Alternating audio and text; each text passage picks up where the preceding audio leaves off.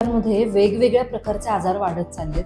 या सगळ्या आजारांचं मूळ कारण आहे अतिरिक्त साखरेचं सेवन. लहान वयोगटामध्ये म्हणजे 2 ते 10-12 या एज ग्रुपमध्ये ADHD होते, चाइल्डहुड अस्थमा होतो, दात वारंवार किडतात, लठ्ठपणा होतो.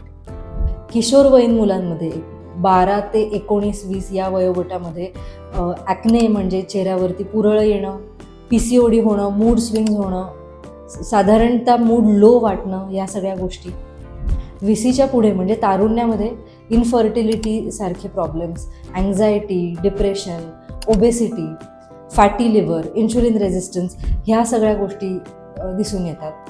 आणि मग एकदा व्यक्ती प्रौढ वयात गेली म्हणजे 35 ते 50 या वयोगटामध्ये डायबिटीज होणं, हार्ट अटॅकचं प्रमाण वाढणं, कोलेस्ट्रॉल हाय होणं, या सगळ्या गोष्टी दिसून येतात. 50 वर्षाच्या पुढे ज्येष्ठ वयामध्ये मग कॉग्निटिव्ह डिक्लाइन, अल्झायमर्ससारखा त्रास, दृष्टी कमजोर होणं, किडनीचे त्रास सुरू होणं, हे सगळे आजार याच्या मुळाशी आहे ते म्हणजे व्हाईट पॉयझन, पांढरं विष जे आहे साखर. तुम्ही सुद्धा तुमच्या आणि तुमच्या कुटुंबाच्या आरोग्यासाठी पांढरी रिफाईंड साखर वापरणं पूर्ण बंद करा आणि त्याऐवजी नॅचरल साखर म्हणजे गूळ, मध, खजूर, अनेक फळं यामध्ये गोडवा असतो तो वापरायला. सो तुम्ही रिफाईंड साखर खाणं कधी बंद करताय मला नक्की कळवा.